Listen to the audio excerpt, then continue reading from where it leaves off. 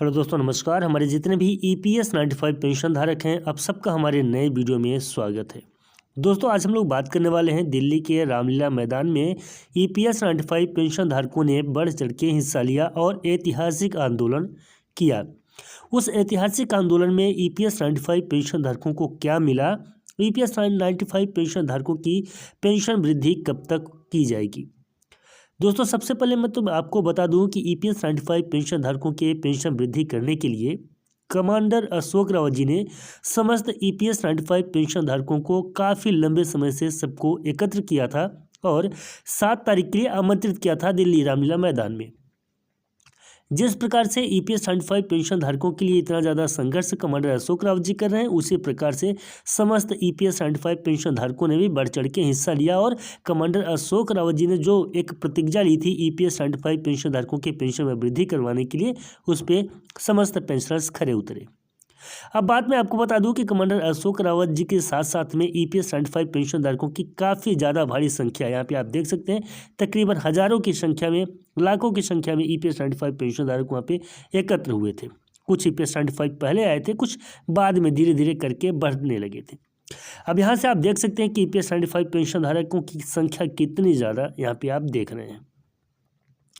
EPS 95 pension धारकों के pension वृद्धि को लेकर मुख्यतः डिसीजन क्या लिया गया सरकार की तरफ से, ये भी मैं आपको बता दूं। तो सबसे पहले ये आप समझ लीजिए कि जो पहले दिन का अनशन हुआ था, पहले दिन का अनशन था 8 तारीख के बाद EPS 95 पेंशन धारक, देखिए राज्यभर तो अनशन जारी ही रहेगा, साथ साथ में EPS 95 पेंशन धारकों के पेंशन वृद्धि को लेकर आमरण अनशन 8 तारीख यानी कि आज के डेट से आमरण अनशन शुरू किए जाएंगे।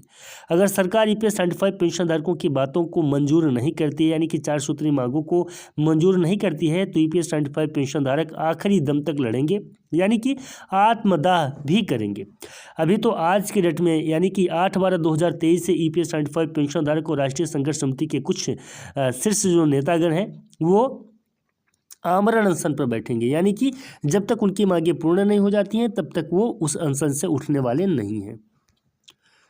अब EPS 95 पेंशन धारकों के लिए देख सकते हैं कि काफ़ी ज़्यादा भारी संख्या में EPS 95 पेंशन धारक यहाँ पे एकत्र हुए थे, जिसे देखने के बाद सरकार ने EPS 95 पेंशन धारकों की पेंशन वृद्धि के लिए सहमति जता दी है।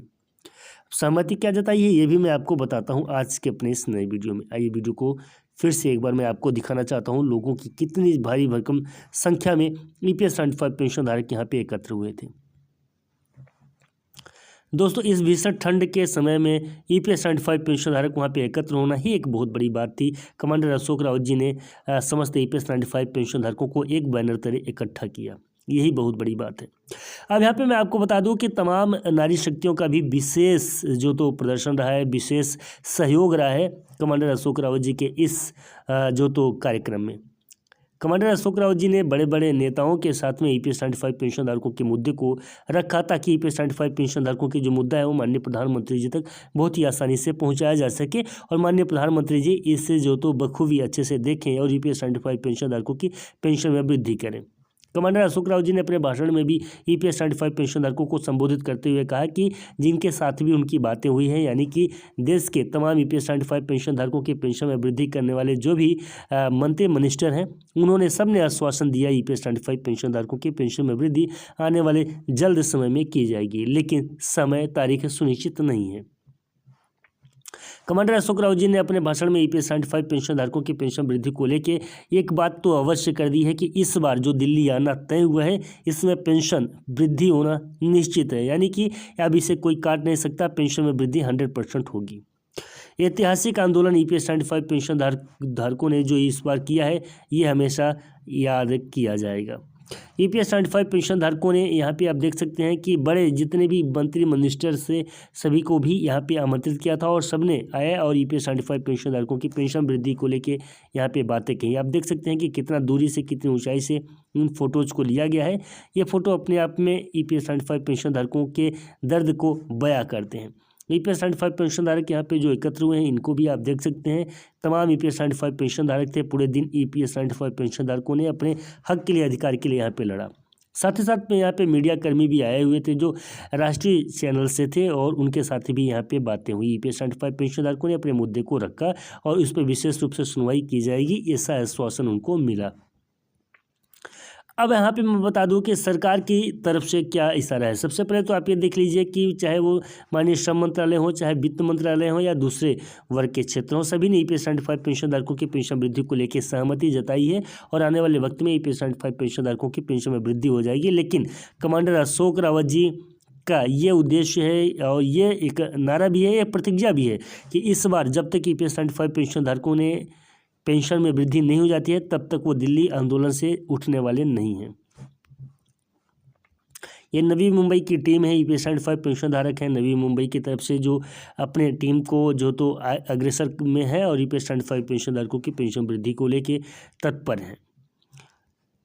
अब यहाँ पे आप देख सकते हैं ये EPS 95 पेंशन धारकों की पेंशन वृद्धि को लेके यहाँ पे किस प्रकार से बैठे हैं एक साथ में, और ये वृद्ध अवस्था में भी हैं लेकिन इसके बावजूद भी यहाँ पे बैठे हुए हैं, देख सकते हैं आप, जो तो चलने के लिए इनको सहारे की आवश्यकता है। इसी प्रकार से और आगे मैं आपको यहाँ पे दिखाता हूँ EPS 95 पेंशन धारकों की जो तो संघर्ष आप यहाँ पे देख सकते हैं।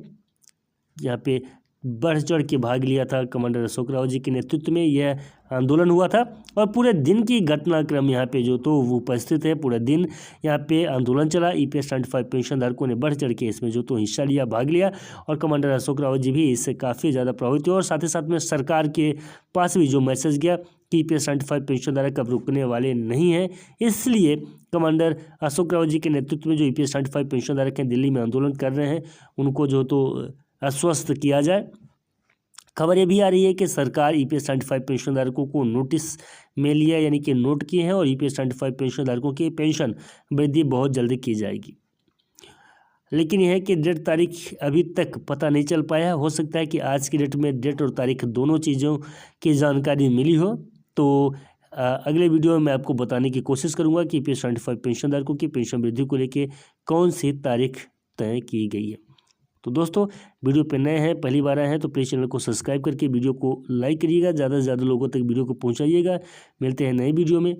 और नए अपडेट में, तब तक के लिए नमस्कार, जय हिंद, जय भारत।